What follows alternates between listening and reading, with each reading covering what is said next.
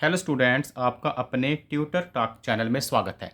आज की वीडियो में हम बात कर रहे हैं क्लासिफिकेशन ऑफ मैटर। इसके एक एक स्टेप को अच्छी तरह से एक्सप्लेन करेंगे इस वीडियो में, इसलिए आप इस वीडियो को शुरू से लेकर अंत तक पूरा देखें और साथ में कॉपी पेन अपने पास रखें ताकि आप साथ साथ इसके नोट्स बनाते रहें। मैटर कहते किसे हैं? Anything which occupies space and has mass is called matter. कोई भी चीज़ जिसका कुछ ना कुछ मास है और वो कुछ ना कुछ स्पेस घेरती है उसे हम मैटर कहते हैं। एग्जाम्पल के तौर पर चेयर, टेबल, वाटर, यहाँ तक कि एयर, वो भी एक मैटर है।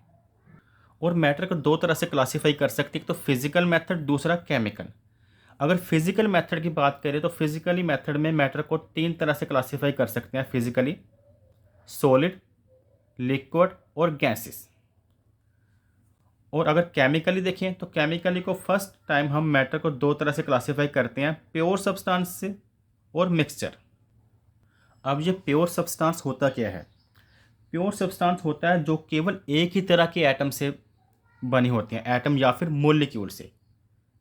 अगर हम प्योर सब्सटेंस की डिफाइन की बात करें तो आप लिख सकते हैं, a pure substance is a homogeneous material which consists of a single type particles, atoms or molecule with definite set of properties। Homogeneous कहने का मतलब जो प्योर सब्सटेंसेस होते हैं उसमें एक ही तरह के मटेरियल होते हैं, एक ही तरह के एटम या फिर मोलिक्यूल्स होंगे। इसे अच्छी तरह से अभी आगे हम क्लियर करेंगे। जैसे प्योर सब्सटेंस को आगे दो तरह से क्लासीफाई किया जाता है, एलिमेंट्स और compounds.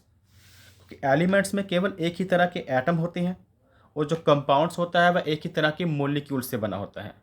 Element can not be broken down into simpler substances. जो एलिमेंट होते हैं, जैसे हम एग्जांपल लेते हैं गोल्ड, वो एक ही प्रकार के एटम से बने होते हैं और उन्हें हम किसी भी केमिकल मेथड के साथ नए सब्सटेंस में बदल नहीं सकते। जैसे मान लीजिए गोल्ड की हम बात कर रहे हैं एग्जांपल के तौर पर, तो जो गोल्ड है यह एक एलिमेंट है और इसके अंदर जो स्मॉलेस्ट पार्टिकल्स होंगे जिन्हें हम एटम बोलते हैं वह गोल्ड के एटम ही होंगे। अगर हम इसे ब्रेक करते भी हैं तो यही गोल्ड ही रहेगा, कोई नया सब्सटेंस नहीं बनेगा। और कंपाउंड का जो सबसे स्मॉलेस्ट पार्टिकल्स होता है, कंपाउंड कैसे, जैसे हम ले लेते हैं यहाँ पर H2O। ये क्या है? ये वाटर है। इससे हमें ये पता चलता है कि जो वाटर का सबसे स्मॉलेस्ट पार्टिकल होगा उसमें हाइड्रोजन के दो एटम होंगे और ऑक्सीजन का एक। कुछ इस तरह से हाइड्रोजन के दो एटम होंगे उसमें और जो ऑक्सीजन है उसका एक एटम होगा। एलिमेंट्स की हम और एग्जांपल लिखें तो हम लिख सकते हैं कॉपर, आयरन,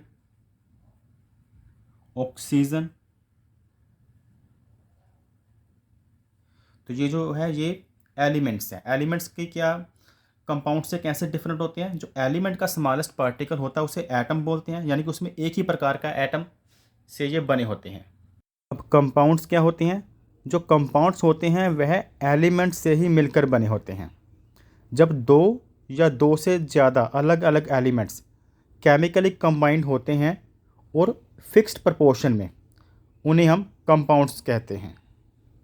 अगर इसकी डिफाइन लिखनी है तो आप लिख सकते हैं, a compound is a substance made up of two or more element chemically combined in a fixed proportion by mass।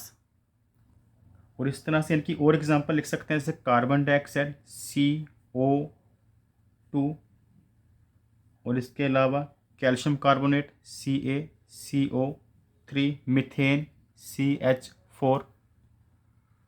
इस तरह से एलिमेंट को भी हम सिंबल से डिनोट कर सकते हैं, जैसे Au गोल्ड का, कॉपर का Cu, आयरन का Fe, ऑक्सीजन का O। और इसी तरह से अगर आप इनके शॉर्ट नोट्स बनाना चाहते हैं तो एलिमेंट्स के बारे में लिख सकते हैं, it is made up of only one kind of atoms और it can not be broken down into simpler substance. ये कोई ब्रेक होने के बाद कोई नया सब्सटेंस इसका नहीं बन सकता। और कंपाउंड्स, टू और more elements combined chemically in a definite ratio. इसकी एग्जांपल है वाटर, साल्ट, शुगर और एलिमेंट्स की आयरन, जिंक, कार्बन। अब हम बात करते हैं मिक्सचर की। मिक्सचर क्या होता है? जब दो अलग अलग सब्सटेंस फिजिकली मिक्स किए जाते हैं उन्हें हम मिक्सचर बोलते हैं, जिसकी डिफाइन आप कुछ इस तरह से लिख सकते हैं। A mixture is a substance which consist of two और मोर एलिमेंट्स और compounds not chemically combined together. यानी कि वो वाला सब्सटेंस जिसके अंदर दो या दो से ज़्यादा एलिमेंट्स हैं या फिर कंपाउंड्स हैं, लेकिन वो केमिकली कंबाइंड नहीं है, फिजिकली सिंपल मिक्स किए हुए हैं।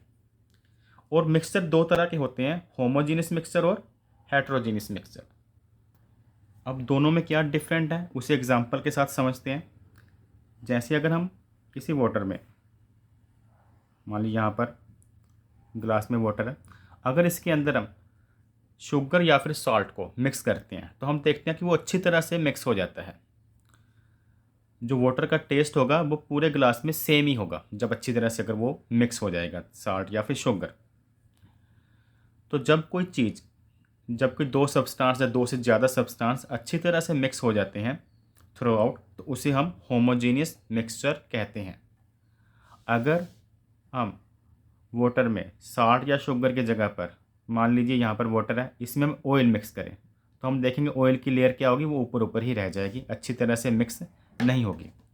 या फिर इसके अंदर हम सैंड मिक्स करते हैं, चॉक पाउडर मिक्स करते हैं, तो भी वह नीचे की तरफ उसके पार्टिकल्स ज़्यादा बैठेंगे और ऊपर हमें कम दिखाई देंगे, अच्छी तरह से मिक्स नहीं होगा, जिसे आप हेट्रोजीनियस मिक्सचर कह सकते हैं।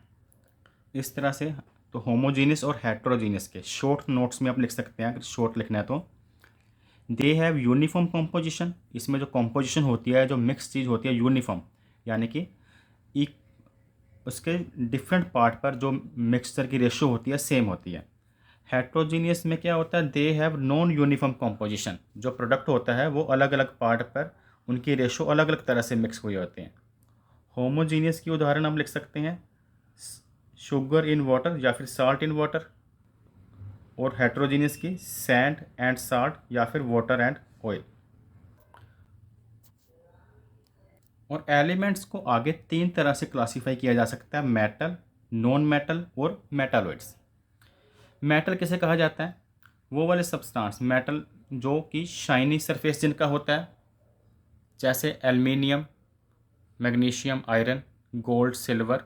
और जो मेटल होती हैं वह कंडक्ट हीट होती हैं, कंडक्ट इलेक्ट्रिसिटी को भी कंडक्ट कर लेती हैं, गुड कंडक्टर होती हैं इलेक्ट्रिसिटी भी। मेलेबल कहने का मतलब उसे थिन शीट में बदला जा सकता है, ये उसकी प्रॉपर्टी है मेलेबल। और डक्टाइल, डक्टाइल मतलब उसे थिन वायर में चेंज किया जा सकता है। और जो नॉन मेटल होती हैं यह मेटल की जो प्रॉपर्टी है उसके ठीक ऑपोजिट उसकी प्रॉपर्टी है। यह नॉन लस्ट्रस, चमकदार नहीं होती, बैड कंडक्टर ऑफ हीट और बैड कंडक्टर ऑफ इलेक्ट्रिसिटी होती हैं। नॉन मेलेबल, नॉन डक्टाइल, इसकी एग्जांपल है कार्बन, ऑक्सीजन, नाइट्रोजन। और जो मेटालॉइड्स होती हैं यह इंटरमीडिएट प्रॉपर्टी होती हैं between this metal and non metal. इसकी जो प्रॉपर्टीज़ होती है वो कुछ मेटल्स की और कुछ नॉन मेटल्स की उसके बीच बीच में होती है। और मेटालॉइड की एग्जांपल लिख सकते हैं boron, silicon. Thanks for watching.